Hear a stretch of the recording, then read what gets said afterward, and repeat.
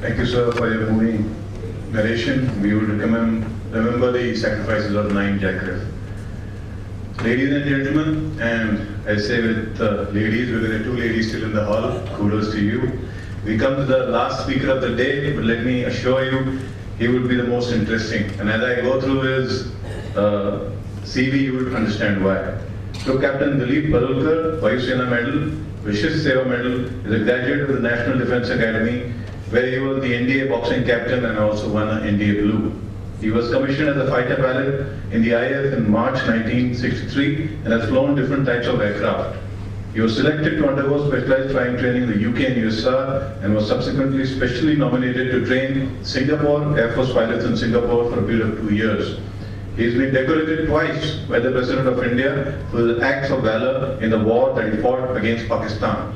Most interestingly, he holds the distinction of being the only Indian who has carried out the unique feat of leading an escape from a Pakistan prisoner of war camp. This daring escape of his has been recorded in the book 4 Miles to Freedom. In fact, you'll be interested to know that after reading the book, Bollywood is making a full-length feature film on it titled The Escape. The group captain's achievements are so many that 2 episodes of the famous show Walk the Talk have been dedicated to him. I now hand over the stage to Group Captain Dilip Barulkar. Good evening, ladies and gentlemen. General Vij.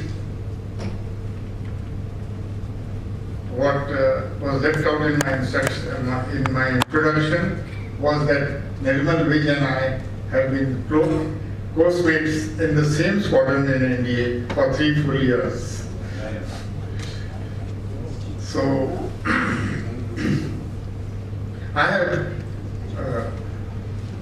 was a flying officer in a fighter squadron during 1965 with 2 years and 10 months of service. You have to complete a series of exercises before you are declared fully ops. I had just barely been declared fully ops in 1965. That means I was just an absolute novice. But I have very sharp memories about some of the things that happened that time. Some of the part has been covered in the sense that the vampires were thrown in when some tanks started approaching in the Cham area from Pathankot. They took off. But those were the only aeroplanes that were completely mismatched, or it was the slaughter of the innocents when vampires were not equal to the task at all. And it was a very uneducated decision to throw them into that war. I was at Hindon when the vampire squadron came there, sort of was withdrawn to Hindon near Delhi to lick their wounds. And in the meantime, there were 2 hunter squadrons in Halwara, and they were doing admirable work in terms of supporting the army as well as counter-air at the airfields of Pakistan. But they were also getting casualties. So they had lost 4 or 6 aircraft. I do not know the exact figure in Halwara. I was in a rear airfield as Hindon near Delhi. But I was keen as beans. So Halwara started asking for reinforcements because they had lost so many aircraft, and I heard these stories of 1/3 of the battalion getting as casualties. In a squadron also, it is only the officers who do the fighting. That's a very pertinent and major difference. Only the officers go to war. And our squadron consists of anything between 12 to 16 or 18 pilots. We are all, each and every one of us from the CO down is virtually a family. Maybe your battalions also are a family, I don't say. But this is intense living together. Birthdays, anniversaries, and all that is celebrated together. So when 4 aeroplanes go out for a strike mission and only 2 return, it's quite a major disaster. Anyway, reinforcements were asked for from Hindon, and it was my lack of experience which was making me very keen to be in the war.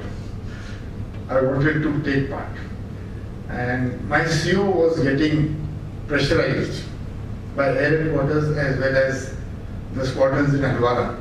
Where are the aeroplanes? Send the aeroplanes quickly. And I was tracking my CO like a hound dog. I was just following him because I knew his patience will break and he will order somebody to go.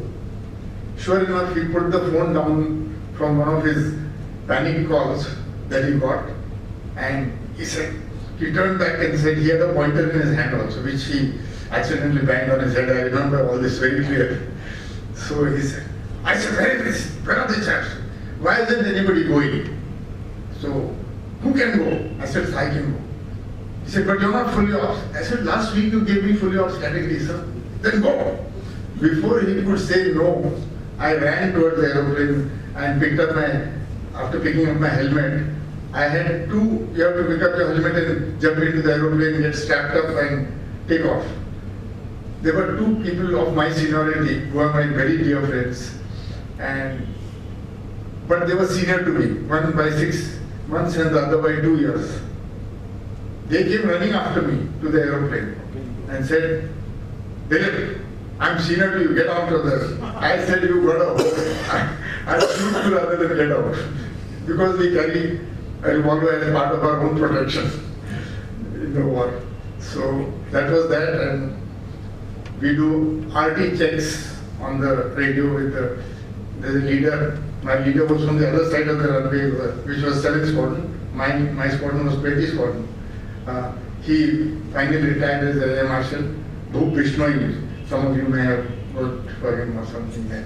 So we did the RT checks and left for Halwara. We are supposed to carry authentication tables or sheets which we put on our lap, and it's like a code. There is a corresponding number. The flying control of the receiving, if we contact a flying controller and we want to come and land, he will say authenticate XW, and you are supposed to read the corresponding number as 76 and tell him, then he knows that it's our aeroplane. He asked us for authentication. Neither I nor Bhup in our rush had collected the authentication tables. They are changing by the day. So there was silence, and that is where the heterogeneous nature of our country came to the rescue. The voice in the flying control said, what are the names? So I told him my name, Parulkar. And he said, Parulkar, speak a couple of sentences in Marathi. So I went ahead and told him, how are you, sir? He said, oh, you are Dilip Parulkar, okay, come in and land. So Bhup and I were able to land. So the next day,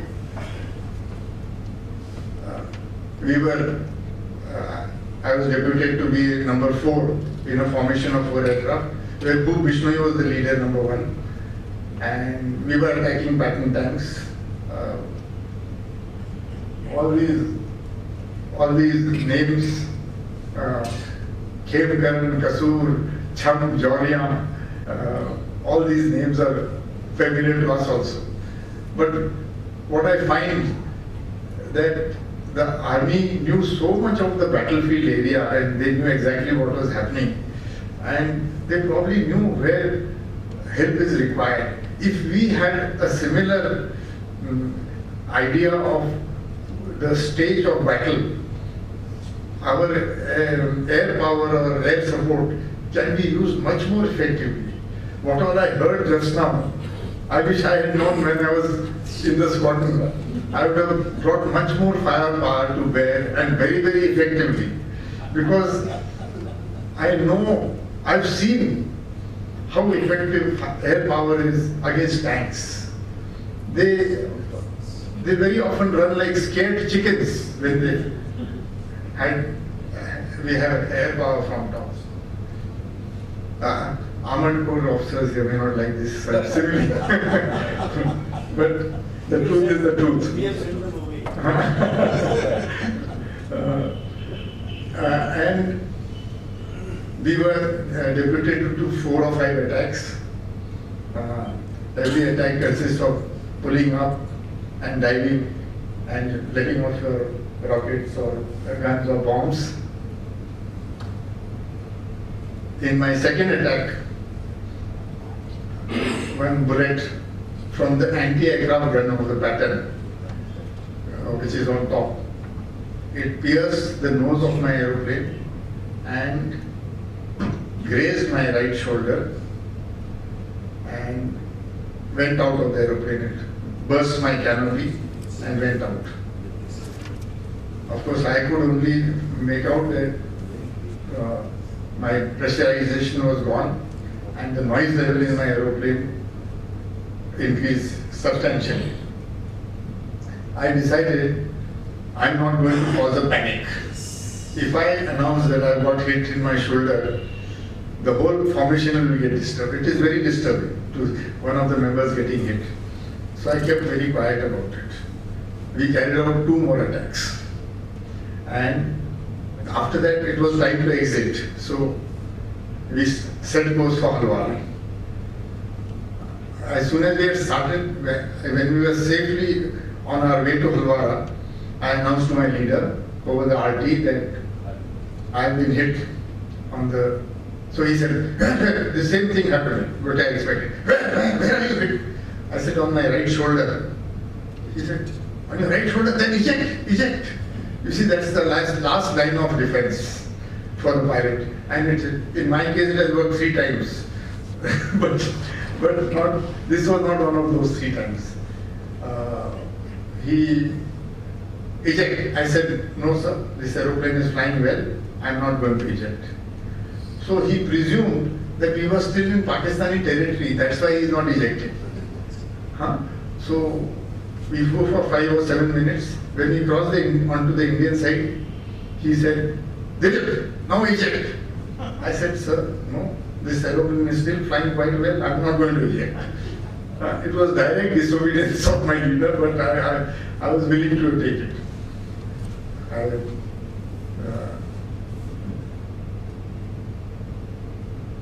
Funny things happen in war, very seriously funny things, but the number 3 of the formation, S.K. Sharma, had his aeroplane had also got hit, and he was not injured, but the aircraft had developed a fuel leak.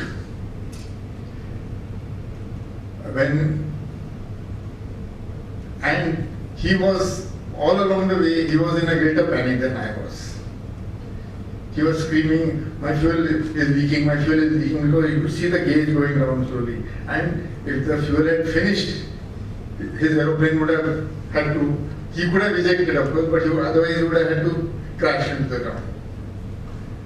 But what happened as a result of his fuel leak was, he was number 3. And we are supposed to, when we come over the airfield, we are supposed to peel off as 1, 2, 3, and 4. He could not afford to wait, or he was in so much of a panic, he did not wait for the number 2 to complete his peel off. Before the number 2 could establish his turn, number 3 turned and rammed into him. rammed into him. And the injustice of it all, number 2 crashed. From where I was, I could see the number 2 first wallowing the aeroplane completely out of control, and he hit the ground upside down. And huge flames struck out. And number 3's aeroplane came and landed. With the number 2's, part of the number 2's aeroplane stuck in his air intake. And I made one of, by that time I had lost a lot of blood. My whole overall was full of blood. And the leader had informed the flight control.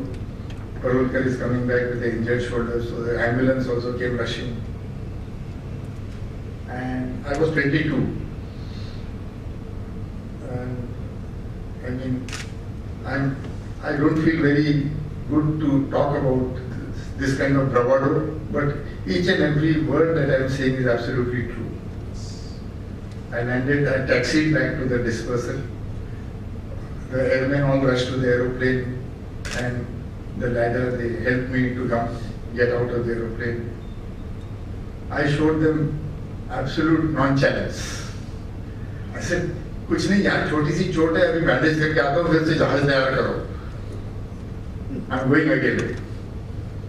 And what I didn't know at the time was that this bullet which had grazed my shoulder, it had gone into the center of the headrest and made a big hole in the headrest. Because it was behind me, I couldn't see. And because I was aiming at some tanks, there was a gap between the head and through which the bullet went. This is half of it. The rest of the half is that the headrest contains a vitally important part of the ejection process. There is a drogue chute which pulls out the main parachute and slows down. If we are flying at 400 miles per hour, which we were, the parachute, if it opens at that point, it will shatter and completely tear. This drogue chute slows it down. That's why it's called a drogue chute, to a manageable speed and manageable for the main parachute, and then only it allows the main parachute to be pulled out. In this case, the line between the drogue chute and the main parachute had been severed by that bullet. I had no way of knowing it. It was just my sense of bravado which saved the situation, and otherwise, had I listened to only the Bhoop Bishnoi at that time, I would have hit the ground at 400 miles an hour. So that was my personal story of 1965. I fought with the senior medical officer at the MI room. He put 14 stitches here. And I wanted to fly next day. Of course, that didn't happen. But soon after that, Uttarakhand arrived and he declared the ceasefire. You know, that is what I was afraid of. That is what I was fighting with the senior medical officer at the hospital there. I said, वो आ जाएगा, फिर वो ceasefire हो जाएगा, फिर मैं क्या करूँगा? I have to fly. This was my personal story of 65. I got another very nice chance in 72 also, which I utilized fully. Thank you.